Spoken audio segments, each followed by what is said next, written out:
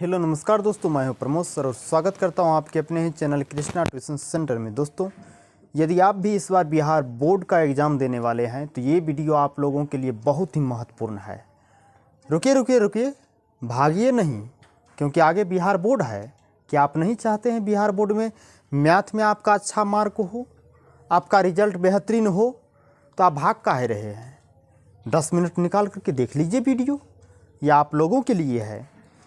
इस वीडियो में हम मैथमेटिक्स का इम्पोर्टेंट ऑब्जेक्टिव लेकर के आए हैं, क्योंकि दोस्तों आपको भी पता है कि मैथ में 50 मार्क केवल ऑब्जेक्टिव से आना है। तो आप इसको स्किप बिल्कुल भी नहीं कीजिए। आइए मेरे साथ जुड़ जाइए और आराम से वीडियो शुरू से अंतिम तक देखिए और कमेंट करके जवाब देते रहिएगा इसका आंसर क्या होगा।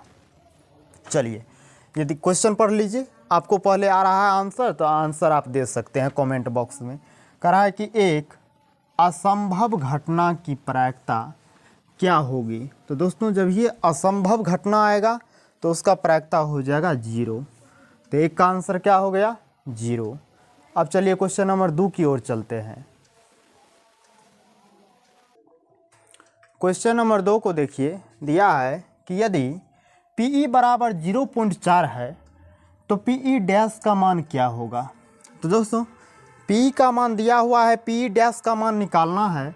तो PE डैश निकालने के लिए फार्मूला आता है 1 माइनस PE। 1 माइनस PE कर दीजिए, यानी कि 1 माइनस PE का मान 0.4। 0.4 अब घटाइए। यदि पॉइंट वाला घटाओ में आपको प्रॉब्लम है तो एक का मतलब 1.0 डाल दीजिए, उसमें से घटाइए 0.4। एक दहें 5 लीजिए 10, 10 में से 4 जाएगा 6, यहाँ आ जाएगा 0, यानी इसका आंसर है 0.6। ऑप्शन का बी एक्यूरेट आंसर होगा। यहाँ पर देखिए 0.06 है तो ऑप्शन का डी नहीं दीजिएगा, है ना। घबरा करके आंसर नहीं बनाना है, क्योंकि एक एक मार्क का महत्व है बिहार बोर्ड में। तो ऑप्शन का बी। अब क्वेश्चन नंबर 3 को समझते हैं हम लोग। क्वेश्चन नंबर 3 को पढ़िए और इसका जवाब आप कमेंट बॉक्स में दीजिए। करा निम्नलिखित में कौन सी संख्या किसी घटना की प्रायिकता नहीं हो सकती है। निम्नलिखित में से कौन सी संख्या किसी घटना की प्रायिकता नहीं हो सकती है। ऑप्शन में दिया है 0.6, 1.5, 75%, 2/5। तो आपको पता है कि 1 से बड़ा कोई भी संख्या किसी घटना की प्रायिकता नहीं हो सकती है। यहाँ 1.5 दिया हुआ है तो ये कोई घटना का प्रायिकता नहीं होगा। अब यहाँ कहिएगा सर 75% है, तो बच्चे 75% का मतलब होता है 75/100। 75% को 100 भाग में बांटेंगे तो ये आ जाएगा आपको 0.75। 1 से तो छोटा ही ना हुआ, तो यही इसका एक्यूरेट आंसर आएगा, ऑप्शन का बी। अब जो भी ऑप्शन का बी सोचे होंगे या कमेंट बॉक्स में छोड़े होंगे उनका बिल्कुल राइट है। इसी तरह से आप जवाब देते रहिएगा और चैनल पर बने रहिएगा। अब क्वेश्चन नंबर 4 को हम लोग समझते हैं। चलिए क्वेश्चन नंबर 4 को समझते हैं। आप क्वेश्चन पढ़िए, कमेंट बॉक्स में इसका आंसर डालिए। करा निम्न में से कौन सी संख्या किसी घटना की प्रायिकता नहीं हो सकती है। तो आप क्वेश्चन नंबर 4 को समझिए।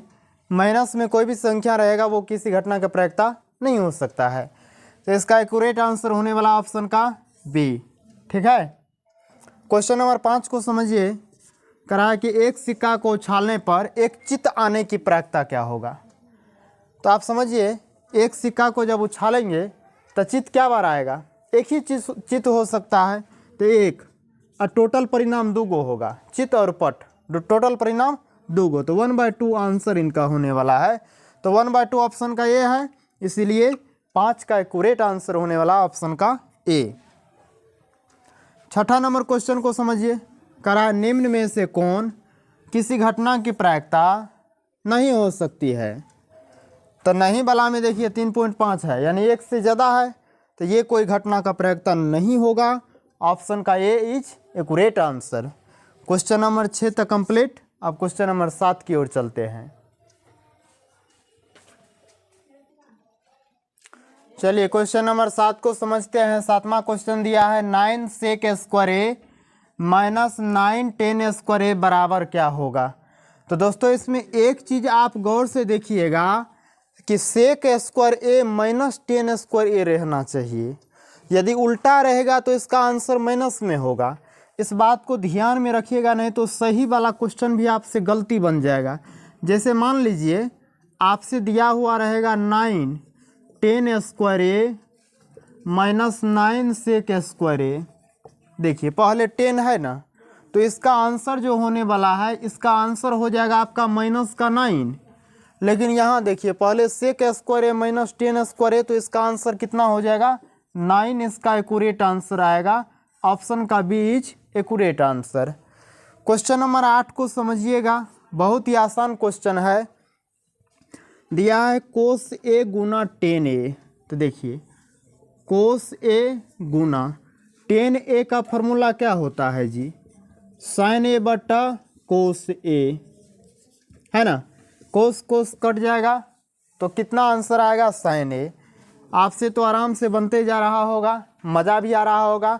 कमेंट बॉक्स में इसका पहले ही आंसर बना करके वीडियो को रोक दीजिए, आंसर पहले ही बना करके आप जो है कमेंट बॉक्स में छोड़ दीजिए। देखते हैं आज कितना विद्यार्थी का कितना सही हो रहा है। तो क्वेश्चन नंबर 8 तक कंप्लीट कर लिया। अब क्वेश्चन नंबर 9 की ओर बढ़ते हैं। चलिए अब क्वेश्चन नंबर 9 को देखते हैं। नमा क्वेश्चन दिया हुआ है कि सेक बी गुना कोस बी का मान क्या होगा। तो समझिए सेक बी गुना कोस बी का मान पूछ रहा है। तो सेक बी का फॉर्मूला आप लोग जानते हैं कि सेक बी बराबर होगा 1/कोस बी और गुना दिया है कोस बी। तो वह बटा वह तो कट गया, बचेगा आपका आंसर 1, यानी ऑप्शन का डी इज एक्यूरेट आंसर होगा 9 का। मिलान कर लीजिए। क्वेश्चन नंबर 10 को देखिए। इससे पहले जो क्वेश्चन एक पढ़े थे सेम टू सेम टाइप का क्वेश्चन है। Cosec square theta minus cot square theta बराबर 1 होता है। इस टाइप के क्वेश्चन को बढ़िया से पहचान लीजिए, है ना। इस टाइप का क्वेश्चन आएगा तो 7 है तो 7 आंसर होगा। और खबरदार ध्यान रखिएगा, यदि ये उल्टा रहेगा तो प्लस वाला माइनस हो जाएगा, यानी कि 7 coat square theta minus 7 cosec square theta रहे। पहले कोट स्क्वायर आ जाए तो इसका आंसर आप डाल दीजिएगा -7। ये ध्यान में आपको रखना है, ठीक। क्वेश्चन नंबर 10 कंप्लीट हो गया। क्वेश्चन नंबर 11 को देखिए। क्वेश्चन नंबर 11 में थोड़ा सा माथा लगाना है। क्या है, साइन थीटा गुना कोट थीटा। पहले इसको हल कर लीजिए तो क्या होगा, साइन थीटा गुना कोट थीटा का फॉर्मूला क्या होता है, कोस थीटा बटे साइन थीटा। ये कट गया, कितना बच गया, कोस थीटा। अब कह रहा है इसका व्युत्क्रम क्या होगा, कोस थीटा का ये कह रहा है ना, इसका व्युत्क्रम क्या होगा। तो इसको हल किए तो कोस थीटा आया, इसका व्युत्क्रम क्या होगा। तो व्युत्क्रम का मतलब होता है उल्टा। इसके बटन में कुछ ना है तो 1, इसको उठा के पटक दीजिए, एक ऊपर और कोस थीटा नीचा। तो 1/कोस का फॉर्मूला क्या होता है, सेक थीटा। तो इनका सही आंसर होने वाला है ऑप्शन का सी इज एक्यूरेट आंसर। 11 का ऑप्शन सी जाएगा। 12 का समझते हैं। 12 में दिया है 2 कोस थीटा इक्वल टू √3। तो थीटा का मान पूछ रहा है क्या होगा।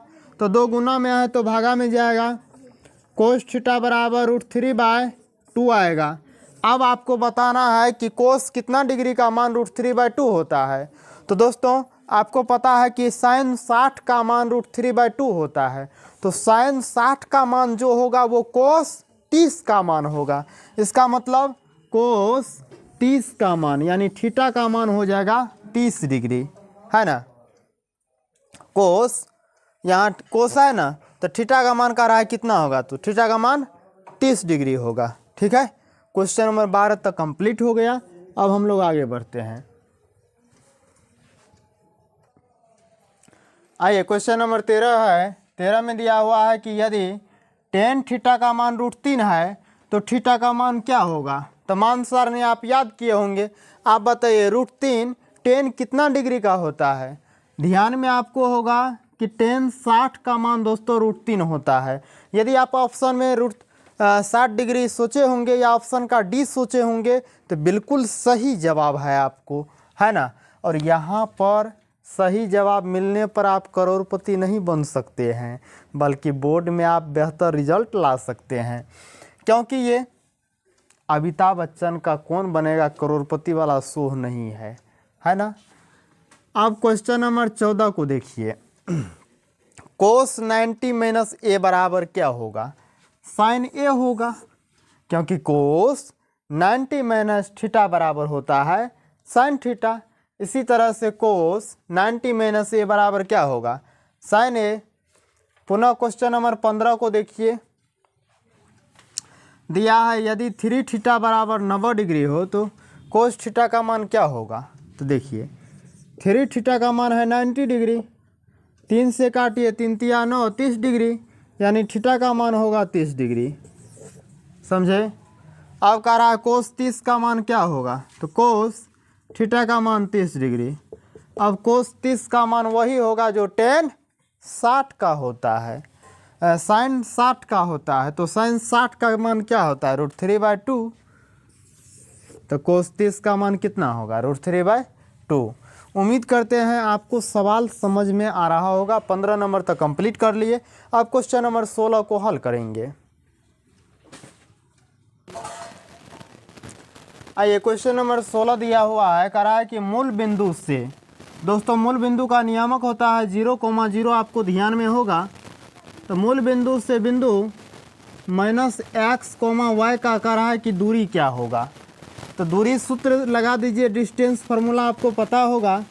पहला माइनस पहला का होल स्क्वायर प्लस दूसरा माइनस दूसरा का होल स्क्वायर, 0 माइनस माइनस हो जाएगा प्लस x का होल स्क्वायर प्लस 0 में से y घटेगा तो माइनस y होगा इसका होल स्क्वायर।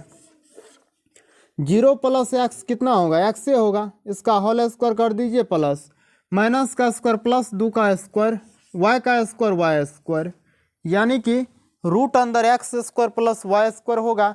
इसको ध्यान में रखिएगा, बोर्ड में आपसे पूछेगा। इसका सही आंसर होने वाला है क्वेश्चन यानी ऑप्शन का ए नंबर 16 का ऑप्शन ए। चलिए आप लोग मिला लीजिए, नोट कर लीजिए, देख लीजिए। अब क्वेश्चन नंबर 17 की ओर हम लोग बढ़ते हैं। आइए क्वेश्चन नंबर 17 को समझते हैं। 17 नंबर का क्वेश्चन दिया है कि बिंदु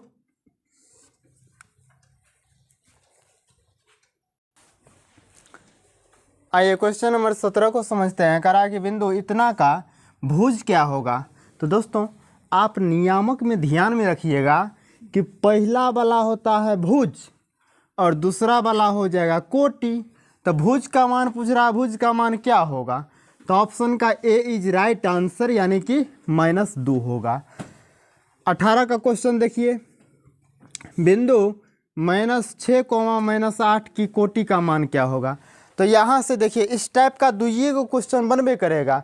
या तो पूछ देगा आपको नियामक दे देगा, कहेगा भुज क्या होगा, या नियामक दे देगा कहेगा कोटि क्या होगा। तो भुज पहला वाला, दूसरा वाला कोटि, तो कोटि का मान कितना होगा? -8, ऑप्शन का बी। 19 का क्वेश्चन समझिए। y अक्ष का समीकरण x अक्ष का समीकरण होगा। तो दोस्तों जब x अक्ष का समीकरण पूछेगा तो y बराबर 0, यानी ऑप्शन का बी सही आंसर होगा।